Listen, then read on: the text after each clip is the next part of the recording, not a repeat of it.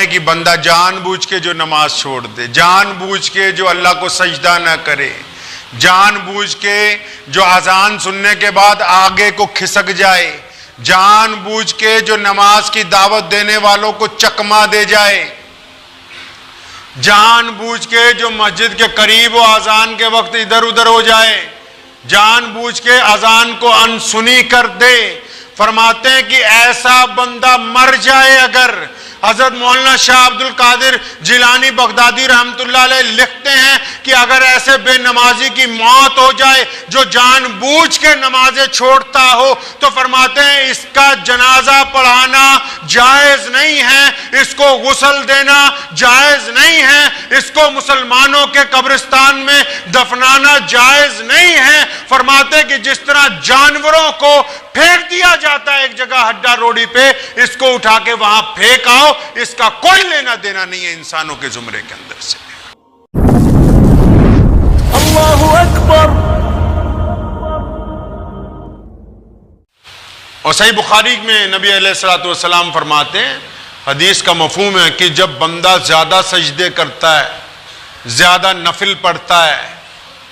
جب بندہ نیند میں اچانک اس فکر کے ساتھ اٹھ جاتا ہے کہ میرے رب نے مجھے پکارا ہے، جب اچانک فجر کے وقت نرم بستر کو چھوڑ کے وہ سردی کے اندر نکلتا ہے وضو کرنے کے لیے، جب ساون کی بھیگی ہوئی راتوں میں جب سکون کی نیند سوئی جا سکتی ہے، وہ رات کو 3 بجے اٹھ کے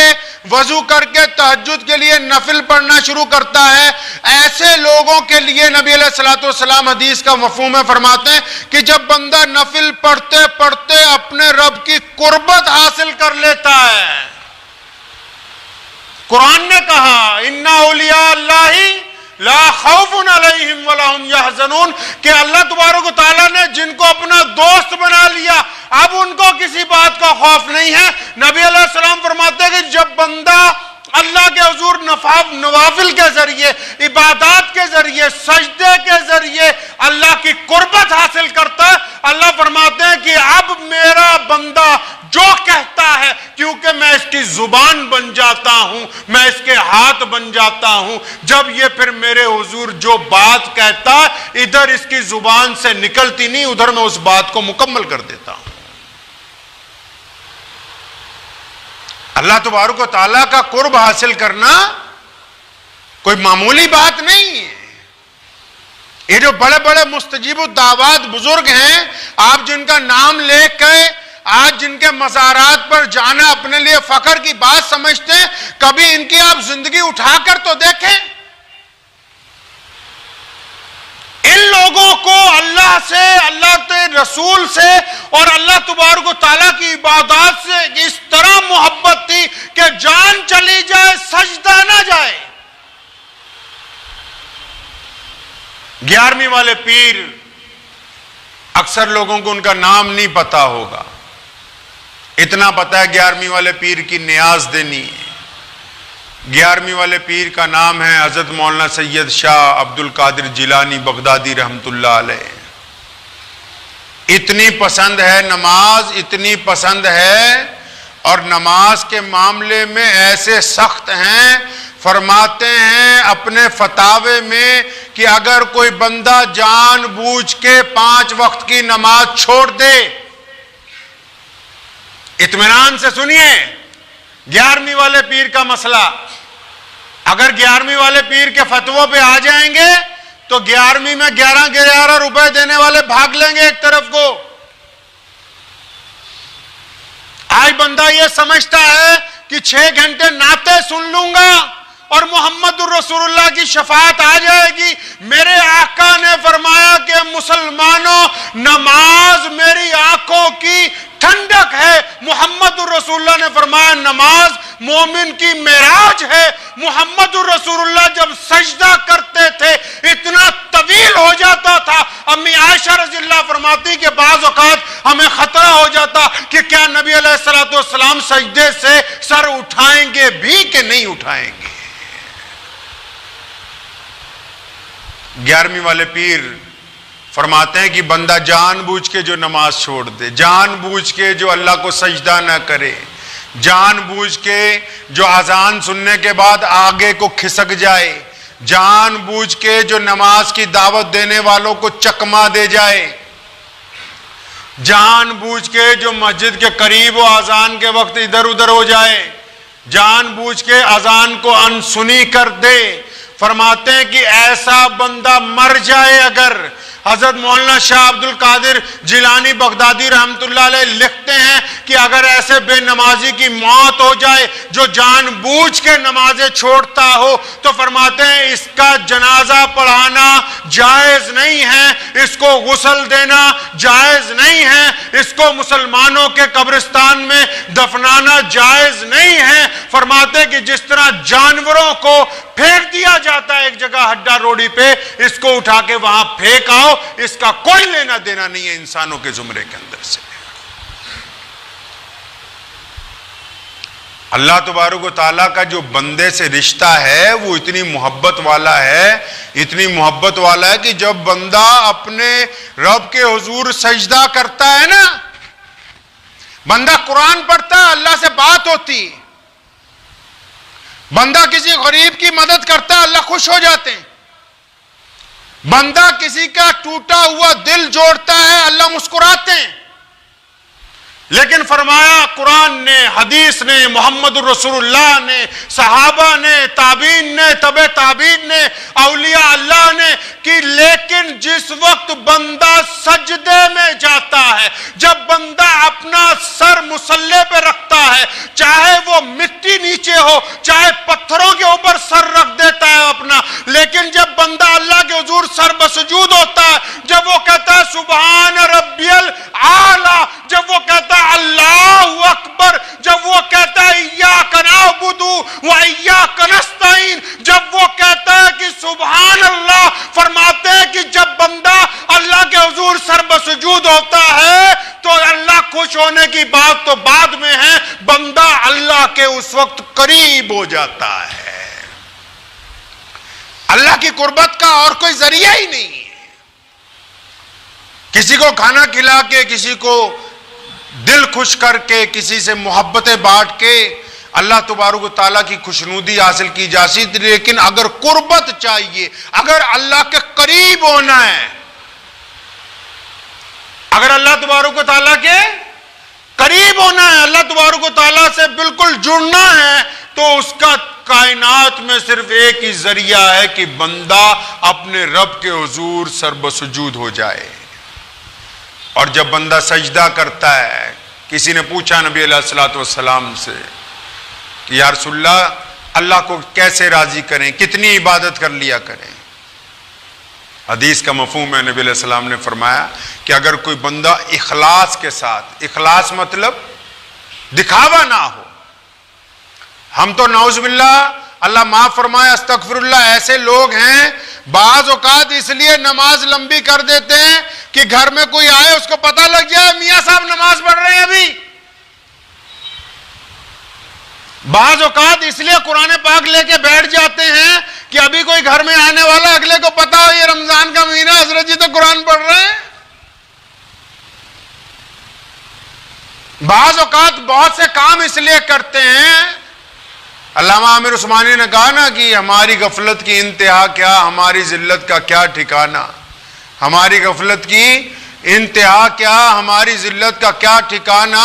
گناہ تو پھر گناہ ٹھہرے، عبادتیں بھی مجرمانہ، گناہ تو پھر گناہ ٹھہرے، عبادتیں بھی مجرمانہ ہیں۔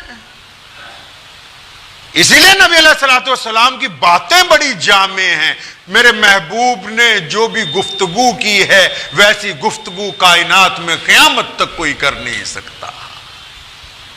پیارے آقا نے فرمایا صلی اللہ علیہ وسلم نے کہ میرے صحابہ اگر کوئی بندہ اخلاص کے ساتھ وضو کر لے،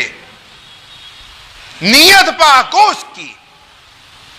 کہ میں اب جو نماز پڑھنے لگا ہوں، اب یہ جو میں وضو کر رہا ہوں، مجھے دنیا سے کوئی لینا دینا نہیں،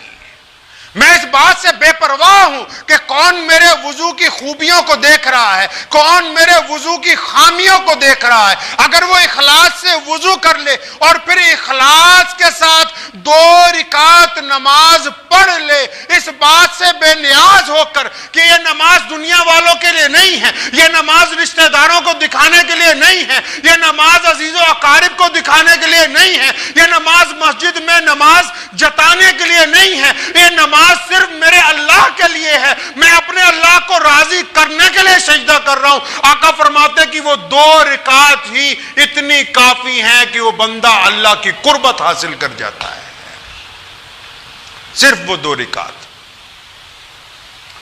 اور اللہ تعالیٰ تو اپنے بندوں سے یہ جو بندگی کا رشتہ ہے، ماں اپنے بیٹے سے ایسی محبت نہیں کر سکتی جیسی محبت اللہ اپنے بندے سے کرتے ہیں۔ باپ اپنی اولاد سے اس محبت کے معیار پر نہیں پہنچ سکتا جیسی محبت اللہ اور اس کے رسول صلی اللہ علیہ وسلم کو اس امت کے ساتھ ہے۔ بھائی اپنے بھائی کے لیے وہ نہیں کر سکتا جو محبت اللہ تبارک و تعالیٰ کی اپنے بندے کے لیے۔ ایک بیوی کی محبت اس کے سامنے ایک رتی کا درجہ نہیں رکھتی جو محبت اللہ تبارک و تعالیٰ اپنے بندوں کے ساتھ فرماتے ہیں۔ بار بار اپنے بندوں کو اللہ قرآن پاک میں پکار رہے ہیں، کن بندوں کو؟ ان کو نہیں جو سجدے لمبے کر رہے ہیں، جو اللہ تبارک و تعالیٰ کی تسبیحاں بار بار کر رہے ہیں، ان کو تو اپنی قربت دے دی اور ان کی دعاؤں میں اثر رکھ دیا کہ جو مانگو گے مل جائے گا۔ قانون پاس کر دیا قرآن کے اندر، حکم دے دیا فرشتوں کو، یہ میرے بندے جو دعائیں کرتے رہیں قبول کرتے جاؤ، لیکن ان کے علاوہ اللہ ان کو پکار رہا ہے۔ کون؟ جو نماز نہیں پڑھتے، جو روزہ نہیں رکھتے، جو اللہ کو نہیں مانتے، جو توحید کے بھی علم بردار نہیں ہیں، جو دین کی طرف آتے نہیں، اللہ ان سے محبت سے بات کرتے ہیں، فرماتے ہیں کہ یہ میرے بندو، ما غرک بربک الکریم،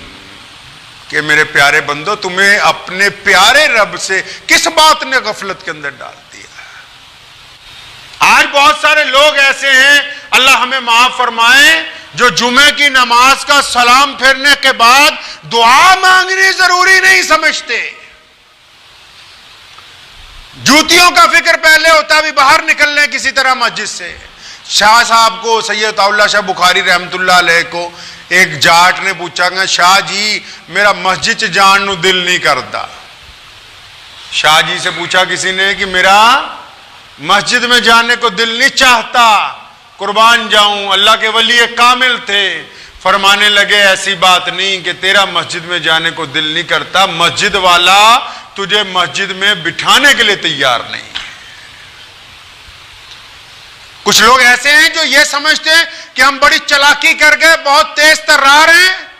سلام پھیرتے ہی بھاگ جائیں گے، سنت نفل پڑھنے کی ضرورت نہیں ہے۔ وہ اس غلط فہمی میں نہ رہے کہ انہوں نے بہت بڑی مہارت حاصل کر لی، ان کا عمل ہی ایسا نہیں ہے کہ اللہ تبارک و تعالیٰ کی قربت حاصل کر سکے وہ۔